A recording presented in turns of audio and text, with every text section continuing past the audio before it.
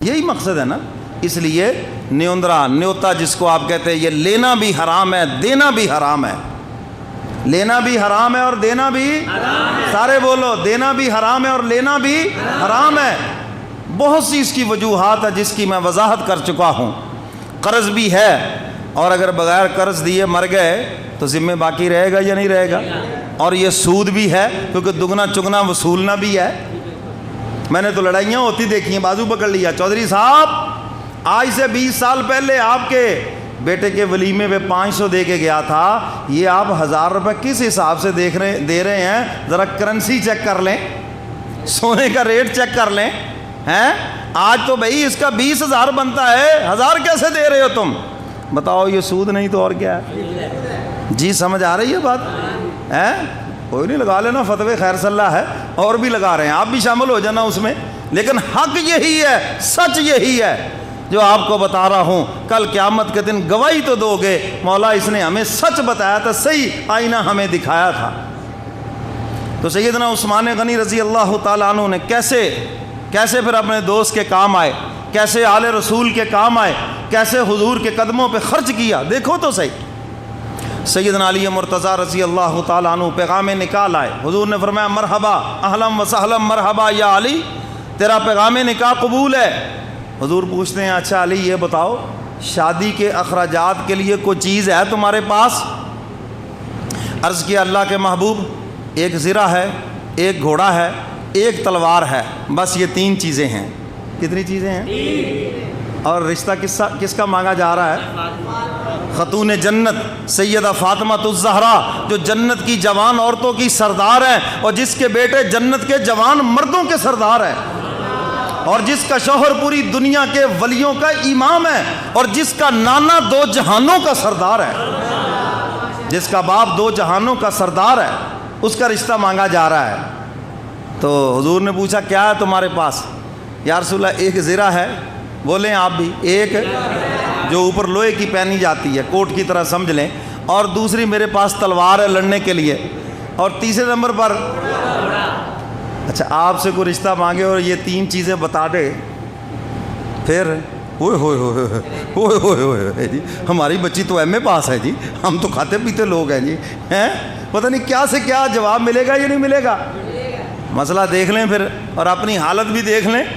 حضور سے محبت کا دعویٰ بھی ہے, حضور اپنی پیاری بیٹی دے رہے ہیں تلی کے نکاح میں, اور پوچھ رہے ہیں کیا ہے تمہارے پاس؟ یا رسول اللہ مکان بھی نہیں ہے رہنے کے لیے, کرائے کا بھی نہیں ہے, مسجد میں سو جاتا ہوں, بس یہی میری حالت زار ہے, اور بزنس بھی نہیں ہے, میں نے حضرت مقداد کے ساتھ بزنس کیا ہے وہ بھی چلا بھی نہیں ہے.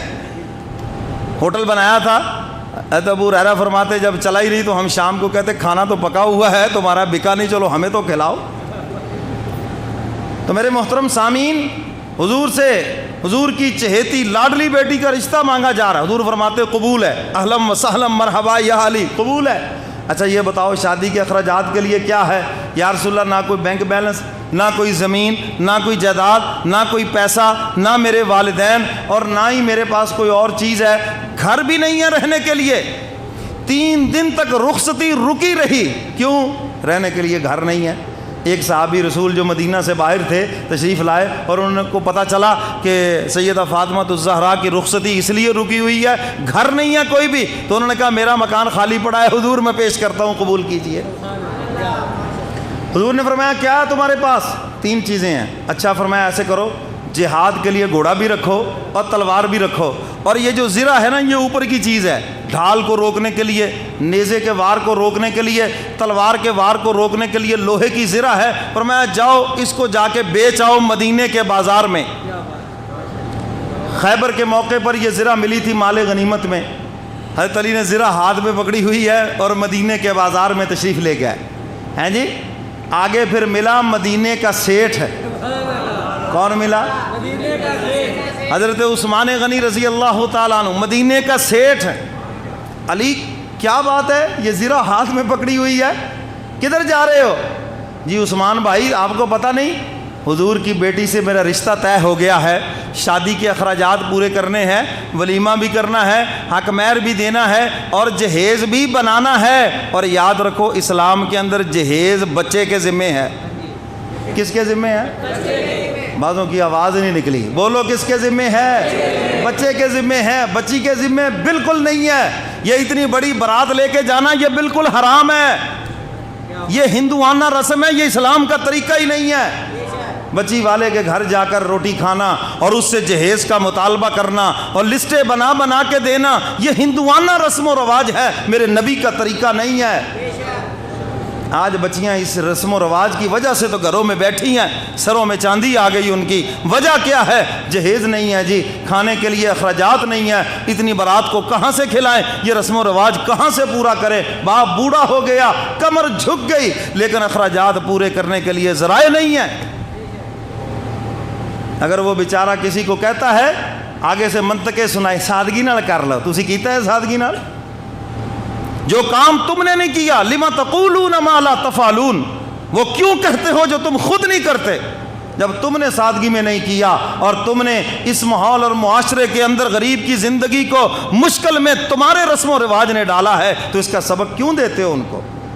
کرنا ہے تو ان کے ساتھ یہی رہنمائی کریں. آپ پیسہ دیں ان کو, لو جناب بچی کا جہیز بنائیں, لو جی کھانا کھلائیں. چونکہ اب یہ رواج بن چکا ہے, اب تمہاری اس سادگی کا سبق کوئی نہیں پڑے گا. کیوں جی, سمجھ آ رہی ہے بات؟ تو اسلام کے اندر جہیز کس کے ذمے؟ بولو بولو کس کے ذمے؟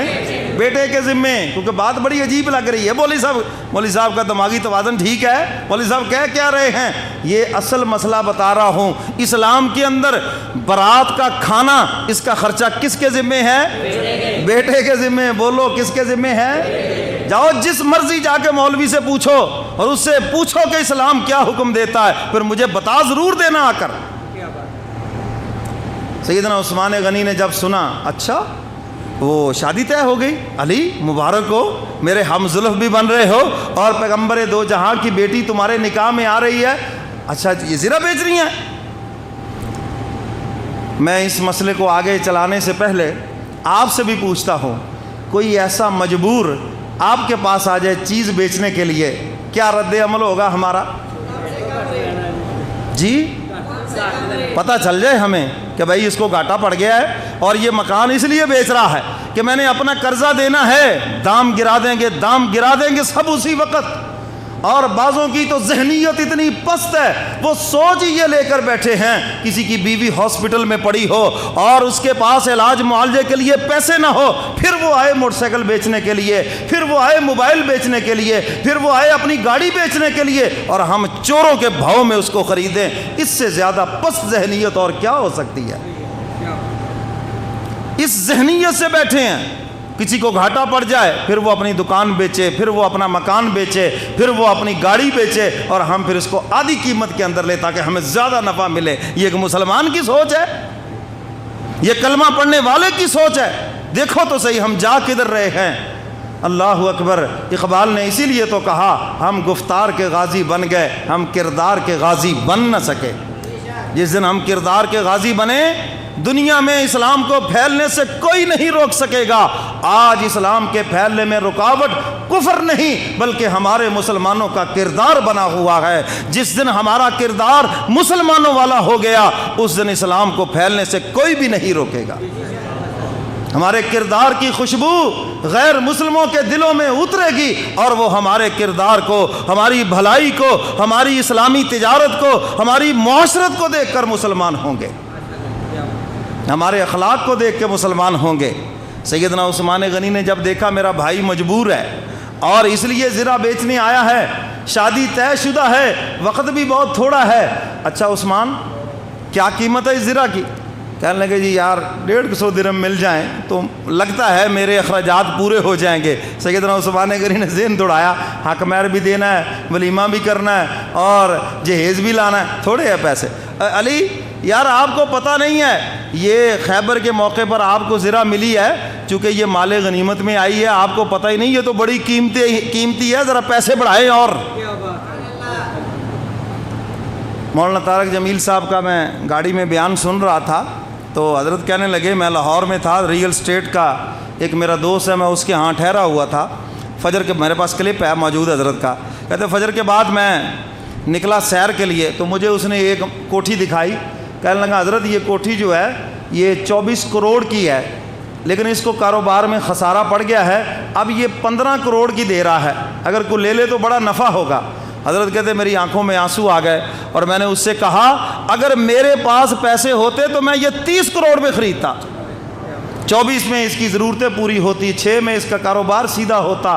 ہم تو مسلمان ہیں، ہمیں تو اس ذہن سے کبھی سودا خریدنا بھی نہیں چاہیے۔